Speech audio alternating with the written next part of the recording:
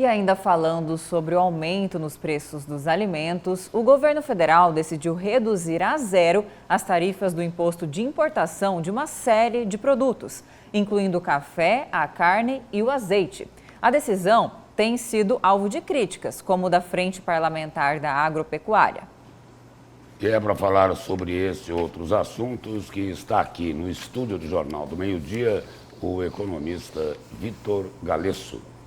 Boa tarde, seja bem-vindo aqui ao Jornal do Meio-Dia. Muito obrigado, boa tarde. Boa tarde, bem-vindo. Boa tarde. Antes da gente entrar nesse tema específico, né, do preço dos alimentos, eu tenho uma curiosidade. Como é que o economista se comporta no meio de tanta polarização política, um jogando a culpa no outro? Um tenta se defender e o outro só quer saber de atacar. E aí, como é que fica o economista no meio dessa guerra política?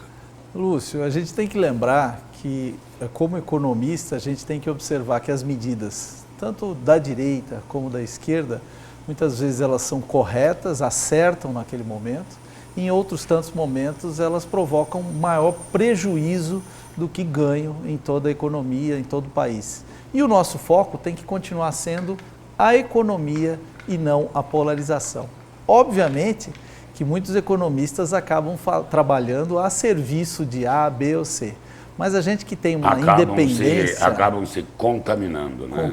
Pelo debate político. E aqueles que têm maior independência, digamos assim, se garantem no direito de fazer críticas e elogios a todos os lados quando elas couberem.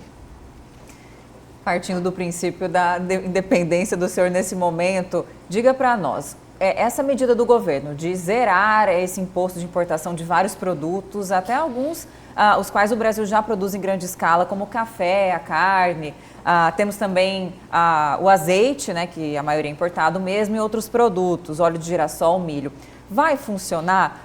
Vai realmente, o consumidor vai sentir a diferença lá no mercado na hora de pagar por esses produtos, ou o problema principal não é esse?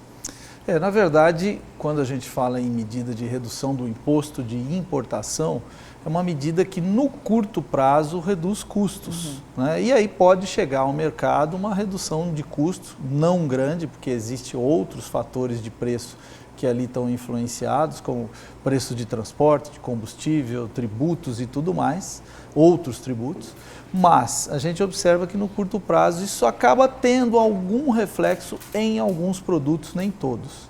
Precisamos observar alguns aspectos, e um fundamental é a característica estrutural da inflação brasileira.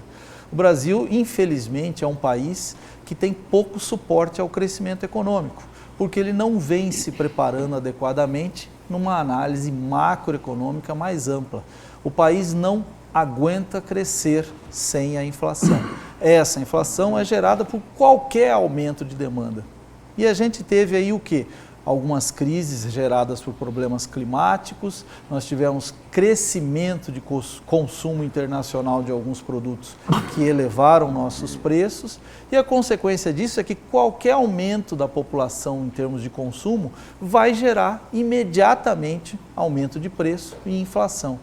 Curioso até que hoje, com o aumento da própria taxa de juros, que foi a mais de 14%, ela ajuda a gerar a própria inflação dentro dessa política. Então é uma ótica complexa que está baseado num problema amplo que dá dentro da nossa economia, talvez a ausência ou a pouca disponibilidade de infraestrutura. Só para concluir, então, essa medida pode diminuir os preços ali, mas não está longe de ser a solução. Ela não é uma solução, ela é uma medida paliativa, é uma medida temporária. Tem algumas coisas interessantes. Por exemplo, agora temos a Semana Santa e habitualmente o brasileiro consome muito azeite de oliva na Semana Santa, né? E aí uma redução dessa natureza é boa e também tem, obviamente, um caráter político, né? Eu reduzo o preço do azeite na Semana Santa, eu posso agradar um certo público aí para ter isso, mas não vai resolver ao longo do período a questão inflacionária, que é mais ampla, é estrutural e depende agora, nesse momento, do aumento do consumo da população. O PIB, o Produto Interno Bruto, tem números positivos. A economia, ela está aquecida. o Banco Central colocou em 14,25% a taxa de juros, preocupado com o aumento da inflação. É por causa dessa economia aquecida ou não? Ou tem outras razões? Sim, sim. São algumas razões fundamentais, né? Ao mesmo tempo que o governo tem provocado o aumento de consumo, buscado ferramentas para aquecer a economia, ele naturalmente acaba gerando, junto com isso, né, aumento de gastos públicos. E esse aumento de gastos públicos, o que ele leva? Ele leva também a um volume maior de circulação de moeda e, naturalmente, gera a bendita inflação. Então, o Banco Central usa essa ferramenta, que é a ferramenta principal, né?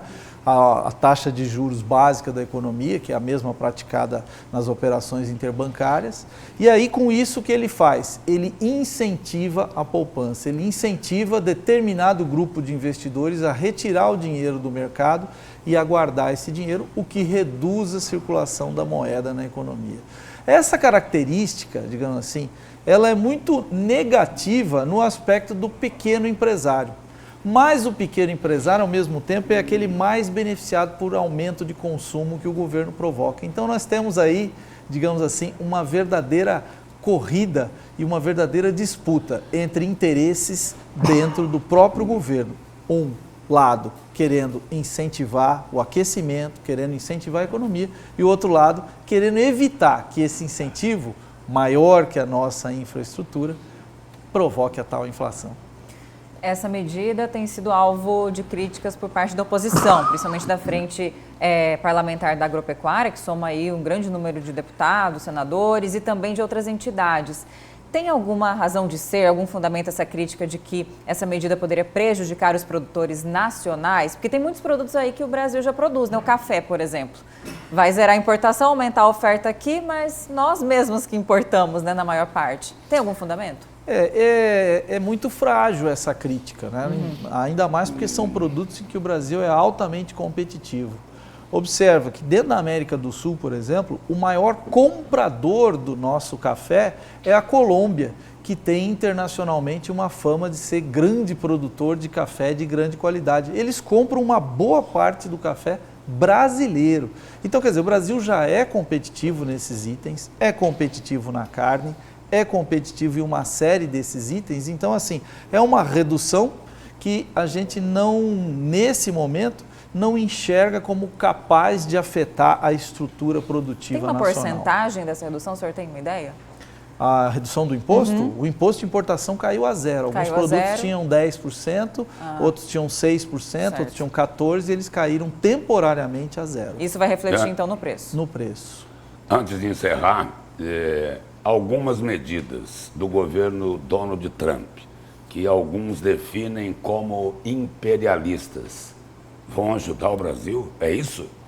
É curioso, Lúcio, porque elas, ao mesmo tempo, num curtíssimo prazo, tendem a provocar um problema em algumas categorias de empresas. Exportação de aço, alguns itens que vão perder mercado nos Estados Unidos.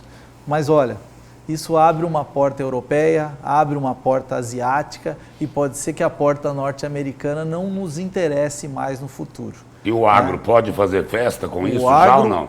Ainda não é a hora de fazer a festa, mas é a hora de fechar os melhores negócios pensando no médio e no longo prazo, particularmente com um conjunto de países asiáticos que é absolutamente recriminado. Como foco central, a China e Hong Kong, sempre. Obrigado pela presença e pelas informações aqui no Jornal do Meio-Dia. Eu que agradeço. Obrigada e uma ótima tarde.